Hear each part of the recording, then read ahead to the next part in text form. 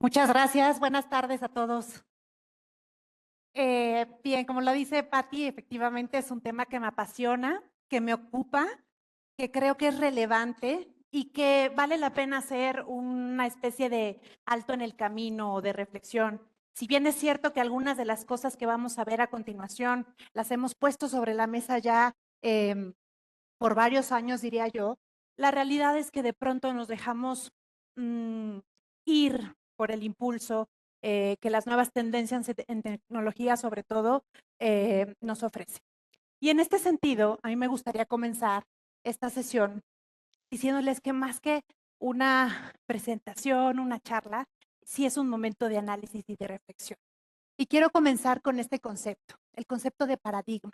Este concepto que nos invita a pensar en todos estos modelos que nos hemos puesto respecto a la educación, estos, de alguna manera, marcos teóricos que nos invitan a reflexionar qué es lo que estamos haciendo frente a la educación desde hace ya mucho tiempo, ¿no? Es un punto de partida, es una forma de hacer, hay un enfoque y una convicción, sobre todo en la construcción que fortalece esas ideas respecto a la educación. Y a lo largo de esta historia, en específico en el ámbito educativo, hemos cursado por tres de ellos, ¿no? Algunos han evolucionado, otros incluso han coexistido, como hoy pasa, pero es importante identificarlos. El primero de ellos, el paradigma de la pedagogía.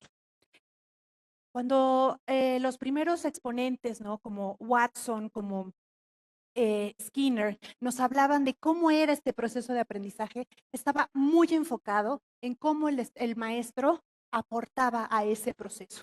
El maestro era el transmisor de la información y el alumno simplemente quedaba como un receptor.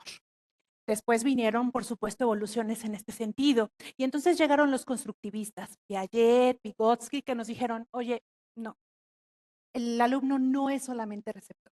El alumno es el responsable de construir su propio conocimiento. Y lo hace, por supuesto, a partir de ciertas condiciones, a partir de ciertos contextos, etcétera. Y así hemos ido evolucionando. Por supuesto, yo les diría que la pedagogía ha sido nuestro primer gran paradigma, pero a la fecha lo seguirá siendo. Y para el futuro, por supuesto. Después llega un paradigma fascinante, complejo. En la mañana tuvimos la oportunidad de escuchar a un gran exponente de esta ciencia, ¿no? Eduardo Calixto, y sin duda este paradigma nos permitió pasar de hablar de cómo el profesor enseñaba conocimiento, transmitía conocimiento, a cómo el estudiante aprende. Y entonces empezamos a sumergirnos en el cerebro y cómo funciona y cómo son las primeras etapas y sobre todo las primeras ventanas del aprendizaje. La ventana del lenguaje, por ejemplo. ¿Qué pasa con los estudiantes adolescentes que traen las emociones a flor de piel? Porque es importante identificar cómo actúa la amígdala o el giro del cíngulo. Y entonces nos enfrascamos también en esta conversación de por qué es importante poner más atención a cómo es el proceso de un estudiante que aprende a cómo es el proceso de un profesor que enseña. Hoy y desde hace ya algunos años, eh, específicamente en el ámbito educativo son menos, pero venimos a trabajar el tercer gran paradigma, el paradigma de los datos. Y esto ha estado en boca de todo el mundo ya desde hace varios años y sobre todo a nivel de las grandes empresas. Todos nosotros que estamos aquí contamos con un teléfono inteligente y estamos metidos en Facebook y en Instagram y en Amazon y demás, y vamos dejando huella de esos datos, de esa información, que por supuesto le servirá a las grandes empresas para predecir. ¿Qué tipo de predicciones hacen? Por supuesto, a nivel empresarial, ¿qué es lo que voy a comprar a continuación? ¿Cuáles son mis preferencias cada 2, 3, X semanas? ¿Con qué periodicidad hago estas compras? ¿A dónde me voy a ir de vacaciones? Etcétera. Y en el ámbito educativo, aunque no es nueva la conversación, aunque no es nueva o tiene relativamente pocos años, la realidad es que como educadores nos hemos enfocado a que estos datos sean específicamente en términos académicos, de progreso académico. Pero ¿qué hay? Hay más que el progreso académico. Hay más de lo que los estudiantes están haciendo dentro del aula. Y por eso quiero ir a la raíz de este término. Un dato del latín datum nos dice que es la unidad básica o la unidad mínima de información. Pero además, que es algo que se da, es algo que se otorga con el fin último de disminuir la intensidad, la incertidumbre.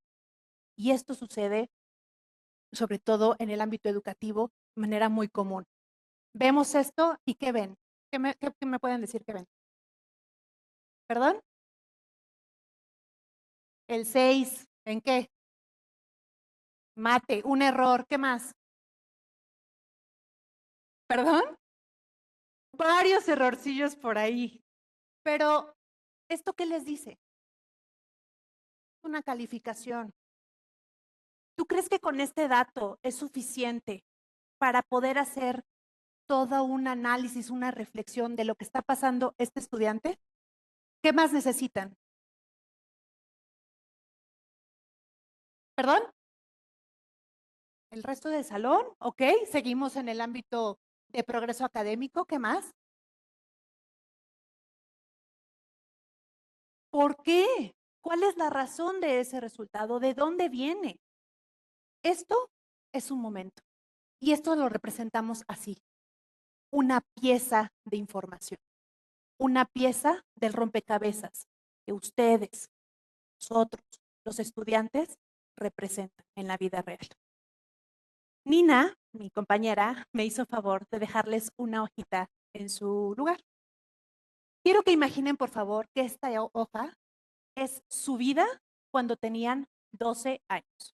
Nos va a costar poco trabajo, porque fue apenas hace algunos ayeres. Entonces, cuando tenían 12 años, quiero que por favor, en los márgenes, en esta hoja, podemos identificar por cada pieza un dato de cuando tú tenías 12 años. ¿Por qué te estoy pidiendo esto? Porque con la reflexión de que esa calificación solamente es una pieza del todo el rompecabezas que representan nuestros estudiantes, somos integridad, somos una totalidad. Nosotros fuimos más que una calificación. Fuimos momentos de alegría, momentos de tristeza. Fuimos parte de grupos sociales. Probablemente a algunos de nosotros nos fue muy bien y fuimos parte del grupo popular, pero probablemente otros no nos fue tan bien y fuimos parte de un grupo de rechazo. Fuimos una pelea en el recreo, fuimos un lunch compartido, fuimos muchas cosas, no nada más una calificación. Entonces les voy a dar unos minutitos, si les parece bien, 3, 5 minutos, para que por favor en cada una de las piezas puedan poner un dato. Puede ser una palabra, pueden ser dos, pero muy importante que en los márgenes coloquen su edad actual, la ciudad en la que viven y la ciudad en la que vivían cuando tenían 12 años. Adelante, por favor.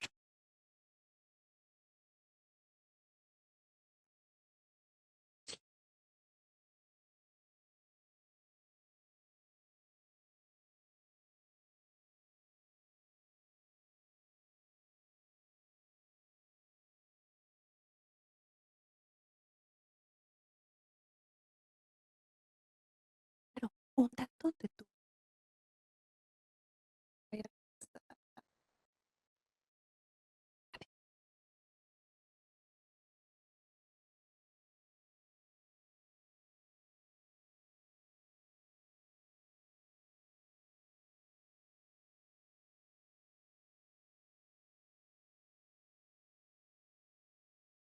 No olviden, por favor, su correo porque les voy a mandar un bello informe con estos datos que me están regalando.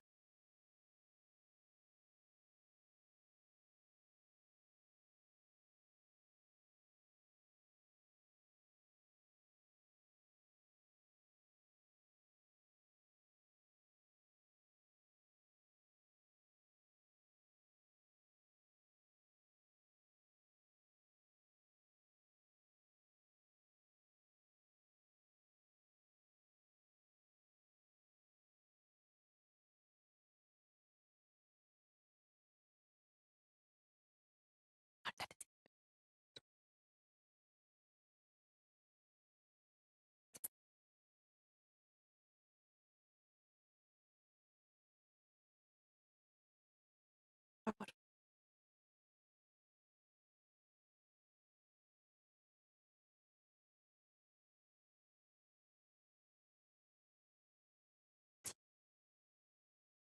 Vas, vas.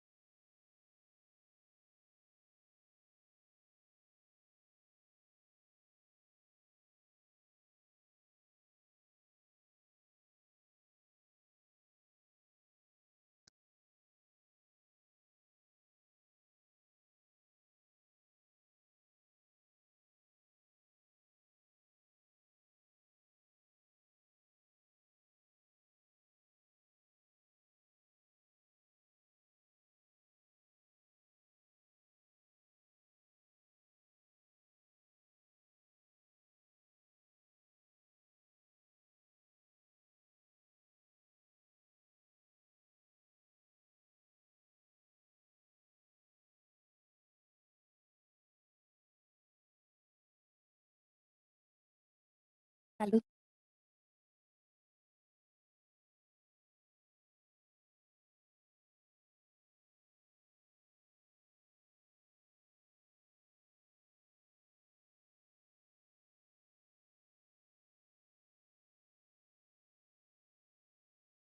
Queda un minutito.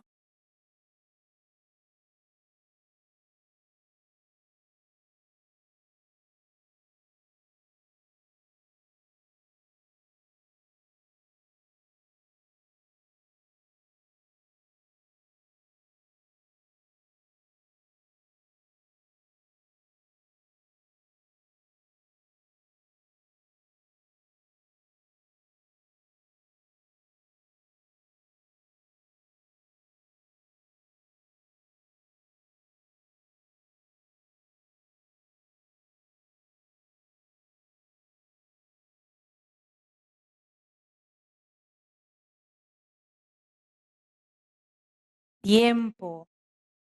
Ay, el clásico. Ay, otro minutito. ¿Verdad que sí? Vi unos que no les costó para nada trabajo remontarse a esas épocas de finales de primaria.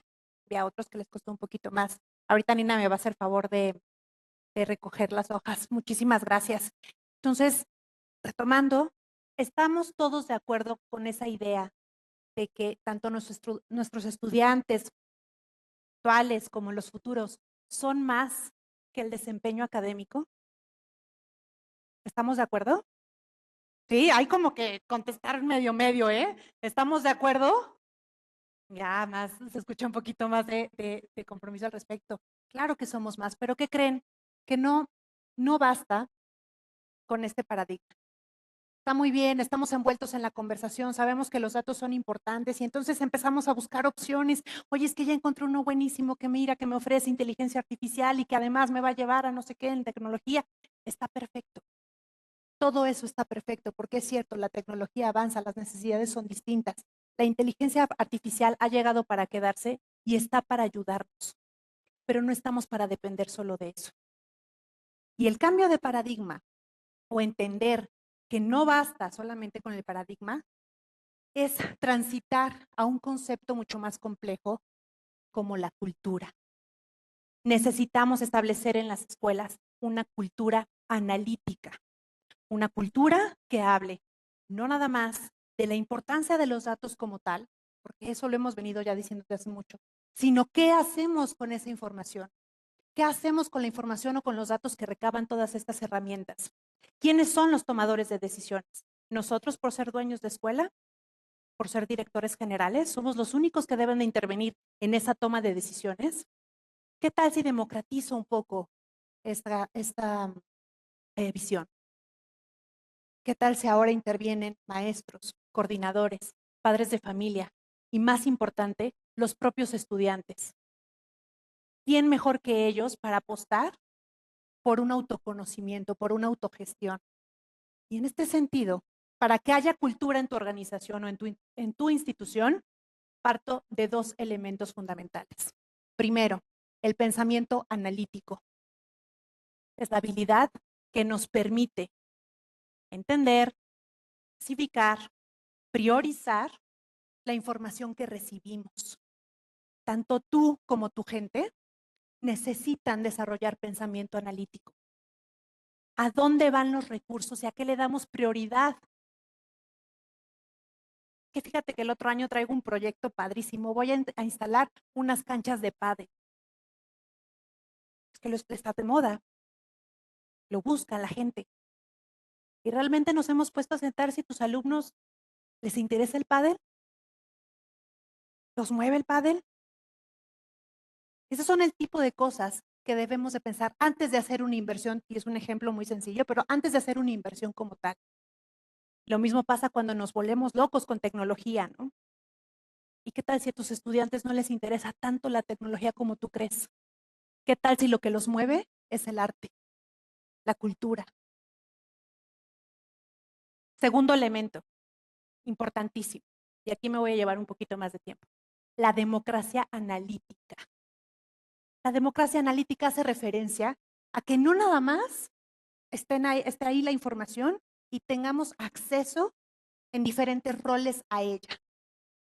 Habla de la posibilidad de hacerlos partícipe en la toma de decisiones. ¿Cómo? Con información estructurada, puesta al servicio para toda la comunidad educativa. Pero qué difícil, ¿no? Qué difícil poner tantos conceptos, tantos datos, tanta información que recibimos de nuestros estudiantes o de nuestras familias en un solo lugar. Es complejo. Y sin embargo, hay que hacerlo. Porque como decíamos antes, hay más que progreso académico, hay más que intereses, hay más que emociones, somos muchísimo más. Este es un ejemplo de democracia analítica. Lo que están viendo aquí es un panel de información. En UNOI manejamos la información de tal forma que todos los actores tengan acceso a ella. Directores, maestros, coordinadores, departamentos psicopedagógicos, si es el caso. Y más importante, estudiantes. Imagínate la riqueza que tienen tus chicos cuando son capaces de identificar de manera oportuna cómo les está yendo. En tres aspectos de la vida que desde nuestro punto de vista hacen esta integridad. El cómo me va en la escuela, cómo me siento en el día a día y qué es lo que me interesa o me mueve para incidir en mi comunidad o para incidir en mi sociedad. Esto es un ejemplo de cómo se visualizan esas tres variables. Arriba podemos visualizar el performance, cómo me está yendo en las materias, qué me falta por reforzar, los intereses. Y bien es cierto que no te puedes casar con un único interés, pero ¿cómo podemos irlo identificando o qué tanto se divide ese mundo de interés? Y por supuesto las emociones. Si bien las emociones son estados momentáneos, eso también hay que decirlo, y pueden influir muchísimas cosas, y la medición implica, por supuesto, una conversación más profunda, hoy podemos sentirnos orgullosos de contar con elementos constantes, instrumentos recurrentes para poder ver el comportamiento de un alumno en términos emocionales. Pero ¿qué pasa cuando yo tengo todo un año recolectando estos datos? Hace justamente una edición, en la segunda edición de Foracom, mi compañero Rodrigo Cosío hablaba de esta propuesta, de cómo podíamos ir dando prioridad a estas variables con la finalidad o con el propósito último de hacer mejor la experiencia para nuestros chicos, de hacer mejor la experiencia para nuestros estudiantes y su proceso, por supuesto, de aprendizaje. Lo que estamos viendo aquí son resultados de un colegio, resultados reales, datos reales, pero quiero que observen, por favor, un momento, un minuto nada más. Es el resultado de la medición de sus intereses en un ciclo escolar. Y este reporte fue entregado, obviamente, al director, dueño, pero también a las coordinaciones, al departamento psicopedagógico, a los docentes y en su momento comunicar a padres. Con esto en mente, si nosotros tenemos una mayoría, la mayoría de nuestros estudiantes, mejor dicho, se interesa por presencia en el mundo y por las causas sociales, ¿qué se les ocurre que podrían echar a andar como un programa, un proyecto en su institución? Imagínense que esta es su institución. Este es el resultado de sus chicos de sexto a tercero de secundaria. ¿Qué se les ocurre que pueden echar a andar? Si están viendo que sus niños están realmente interesados en causas sociales y hacer presencia en el mundo.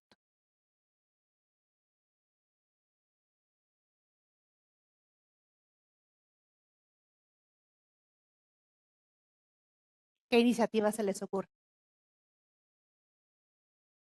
Alicia. Adelante.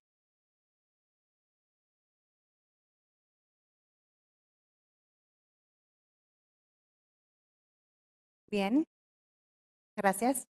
¿Alguna otra?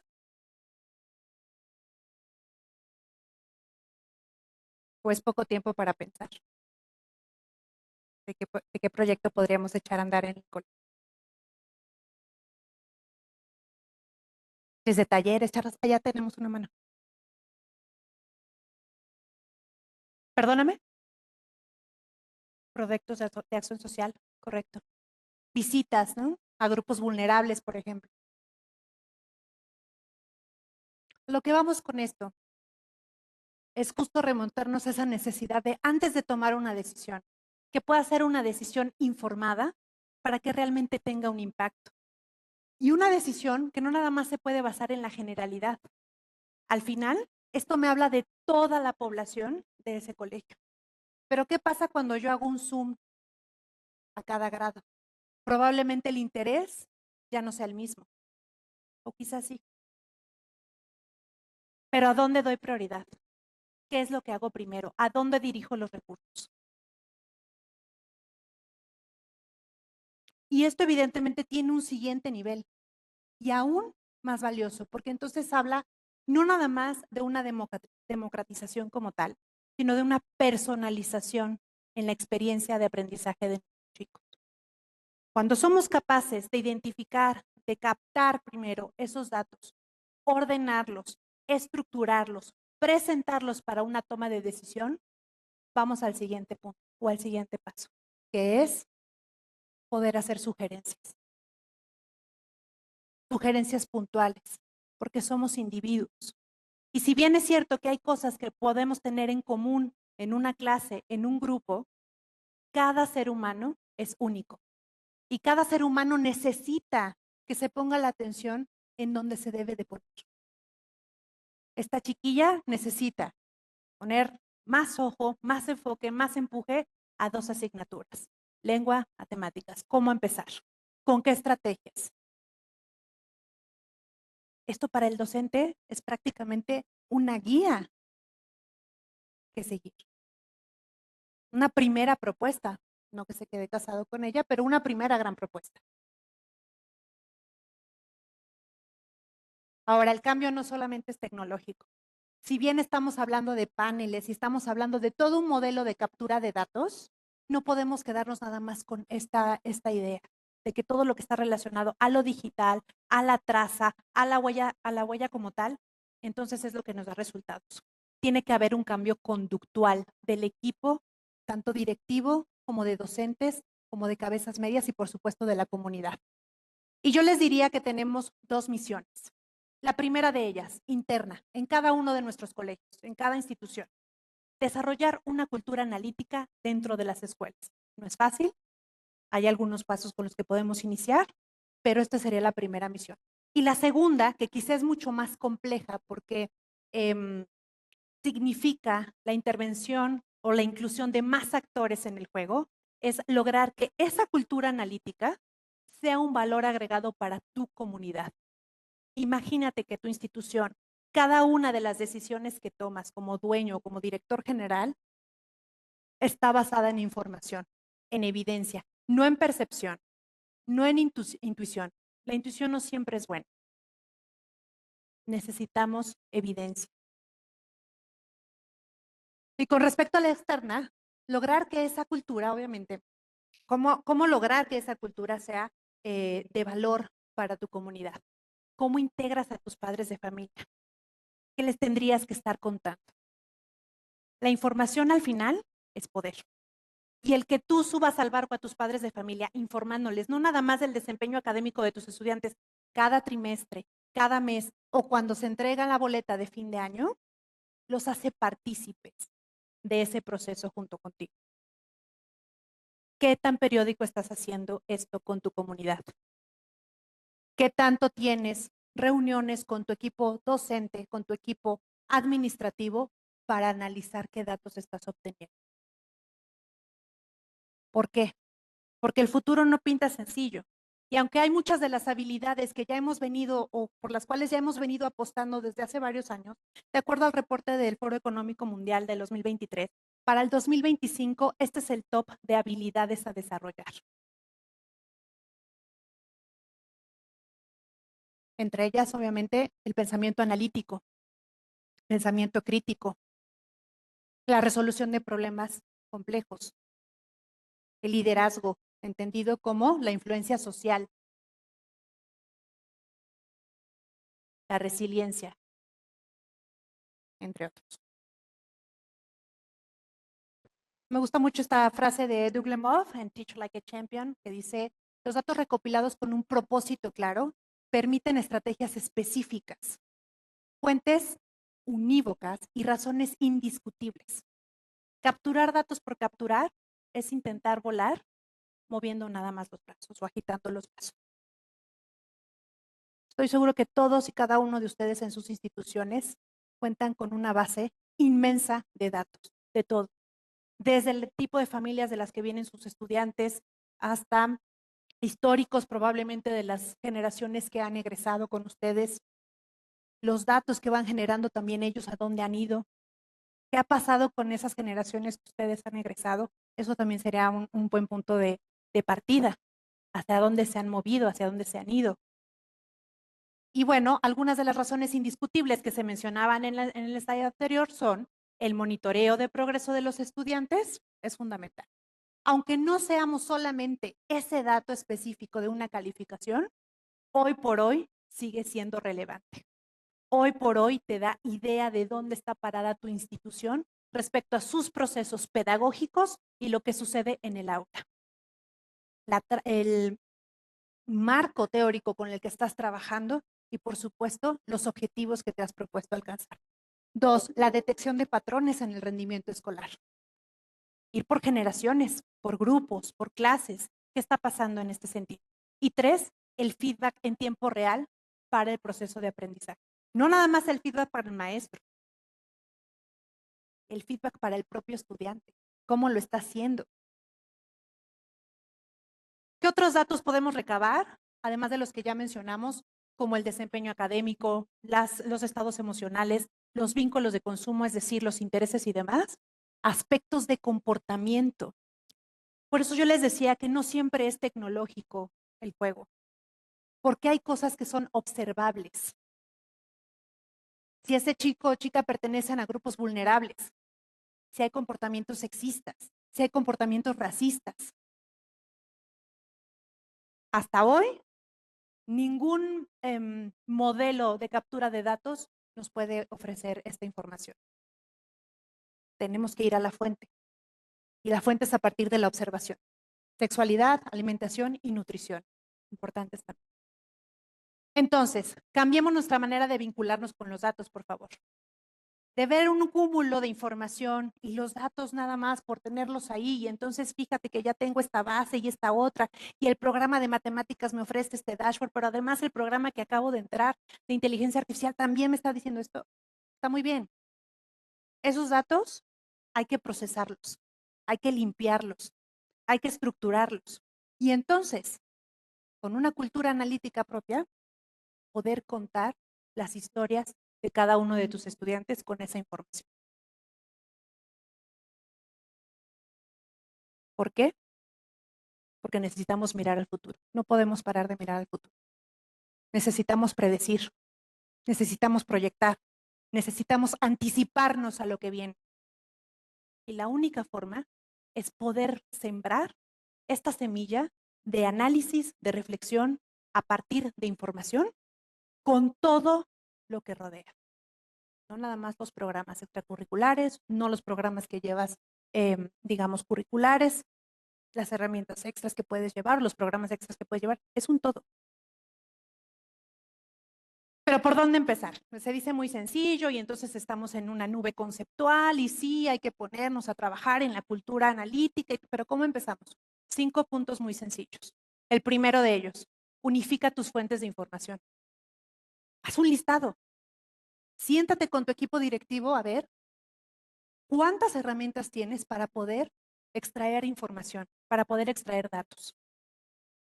Y una vez que las unifiques, comunícalas. 2, establece un lenguaje común para hablar de datos. Lo que entiendes tú de rendimiento académico, probablemente tu coordinador de primaria no lo esté entendiendo igual. Lo que entiende tu coordinador probablemente no le esté entendiendo el profesor. Y así. Debe de haber un lenguaje común hacia dónde ir, qué priorizar y qué significa cada una de las variables o incluso qué métricas vamos a tomar en cuenta para poder hacer ese ejercicio. 3, todos tienen el mismo nivel de acceso a los datos. No hay privilegio aquí. No por ser el dueño del colegio, debes de reservarte información. Claro, hay información delicada que tampoco necesitas saber tu gente, pero las que te permiten tomar decisiones a favor del proceso de aprendizaje y de la experiencia que tus alumnos tienen en tu colegio, sí es tu responsabilidad hacerlos abiertos. 4, trabaja la alfabetización en datos. Importantísimo. Ya no podemos quedarnos con que el docente solamente es docente y solamente va, imparte su clase, vincula con los niños emocionalmente y así cada día, ¿no? Entrega su planeación. No. Tu docente debe ser capaz de leer gráficos, debe ser capaz de leer entre líneas también de lo que está recibiendo en, en su información. Y no más docentes, administrativos, coordinadores. ¿Cómo poder hacerlo si no estamos capacitados para poder hacer un trabajo así? Y finalmente, pasa a la acción. No necesites comenzar con decisiones desbordadas de un día para otro, pero con que tomes una que venga o que su raíz sea la información que has recolectado, limpiado y demás, con eso es un buen comienzo. De nada te sirve tener datos, paneles o dashboards que te digan qué pasa con esa información si te vas a quedar exactamente igual y no va a pasar nada. Toma decisiones. ¿Qué retos existen? La resistencia al cambio de nuestro equipo, por supuesto. ¿Y por qué? Porque la historia nos dice, sobre todo con docentes, que a veces los datos están un poco en su contra. A veces los datos se utilizan para reprimir o reprender, para castigar, para llamar la atención. Y nosotros como directivos, nosotros como dueños, tendríamos que ir cambiando esa percepción. La información no es para castigar. Las observaciones de clase no son para castigar a un profesor o es lo que te permite tomar la decisión de correr a X o Y persona. Debe de haber más. Y 2, falta de recursos y capacitación. Es cierto. Estamos en un camino constante de ir aprendiendo más, de capacitarnos más, de abrir y conocer el vocabulario pertinente que te permita adentrarte al mundo de los datos. Byung-Chul Hwan, perdón por mi coreano, los datos están aboliendo la cultura democrática, desnarrativizan la realidad, la secuestran en una caja fractálica. La única manera de salir de ahí es que los datos generen explosiones sociales, cambios reales y que promuevan un nuevo storytelling y no un story sell. Por lo tanto, el verdadero cambio sucederá cuando los datos no sean un simple reporte, sino el motor que te impulse a realizar una educación, un sistema educativo más personalizado, más inclusivo y más efectivo para cada uno de tus estudiantes. Tenemos en nuestras manos un recurso valiosísimo. Sigamos construyendo un sistema educativo que a partir de la información pueda hacer la diferencia. Muchas gracias. ¿Ahora ya? Si gustan, nos encantaría, por supuesto, profundizar en la conversación. Ay, ya me quitaron. Ahí está. Profundizar en la conversación. Ahí están nuestros datos y también atrás están mis compañeras Ivonne y Mariloli para poder profundizar, que puedan expresar alguna duda, acercarse a nosotros. Por favor, va a ser un placer. Quiero Gracias. invitar a Juliet Wingate para darle un reconocimiento a Evelyn y un pequeño presente. Muchas gracias.